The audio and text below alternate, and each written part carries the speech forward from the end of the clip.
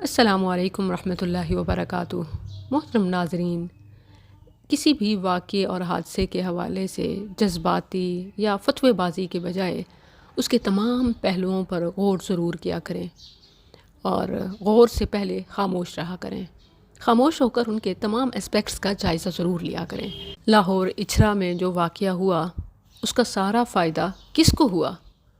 میں نے مکمل تحقیق کی اور مختلف زاویوں سے جانچا کہ کس طرح اور کیوں اس واقعے کو پلانٹ کیا گیا۔ یہ کیوں کیا جاتا ہے؟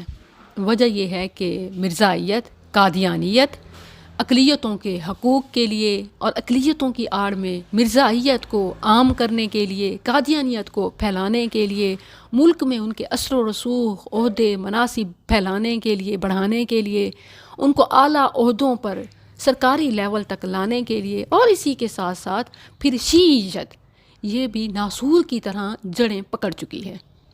آپ دیکھیں کہ ایک اے ایس پی کی پروموشن کے لیے ملکی اور عالمی لیول پر اہل تشیع کی نمائندگی کے لیے یہ پلان کیا گیا۔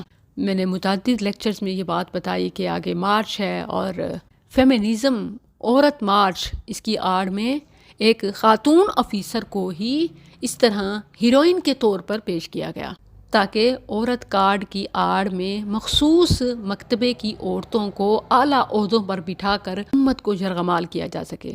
شروع میں لوگوں نے بڑی مخالفت کی کہ آپ ایک عورت ہو کر عورت سے جیلس ہو رہی ہیں، ان کی مخالفت کر رہی ہیں۔ دیکھیں، آپ کو تو یوں غور کرنا چاہیے کہ ایک عورت کارڈ کی مخالفت کر رہی ہے تو اس کو عورت ہونے کی وجہ سے ہمدردی نہیں سمیٹنی، بلکہ یہاں بھی حق کی ہی بات کرنی ہے۔ یہ وہ شعور ہے جو دشمن عناصر کو ان کی کوششوں میں ناکام کرتا ہے۔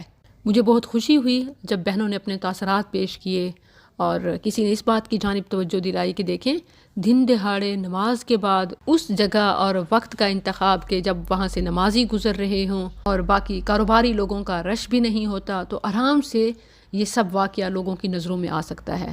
پھر جو متاثرہ خاتون ہے اس کے ایکسپریشن نوٹ کیے جا سکتے ہیں کہ کس طرح بغیر گھبرائے صرف گھبرانے کی ایکٹنگ کرتی رہی، اور پھر وہ جو ساتھ موجود شخص تھا وہ تو رسمی شوہر بھی نہ بن سکا۔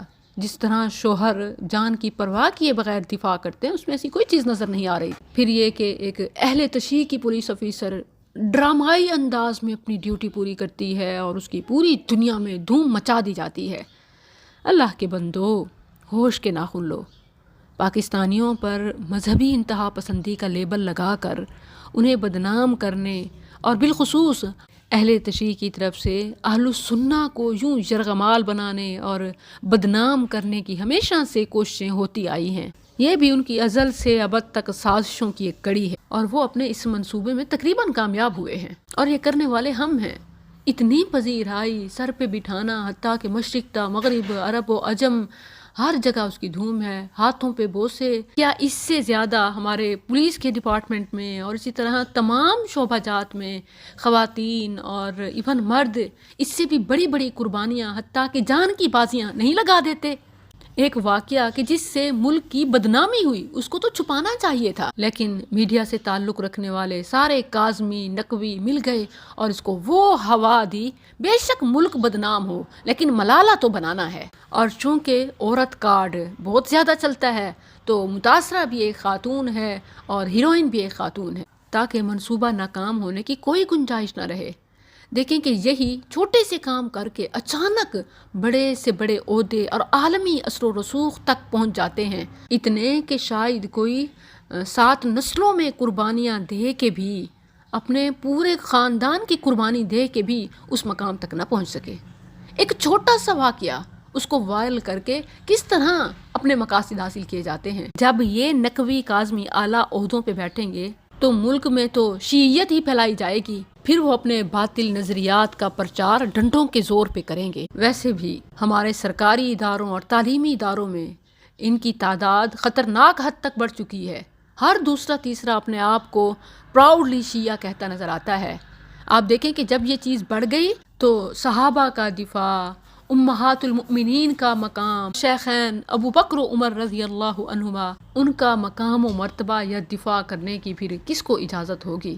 اللہ کے لیے آپ اپنے اعلیٰ عہدوں کی حفاظت کریں کہ ان پر صحیح العقیدہ مسلمان ہی بیٹھیں، وگرنہ عوام کا دماغ بدلنا ان کے بائیں ہاتھ کا کھیل ہے۔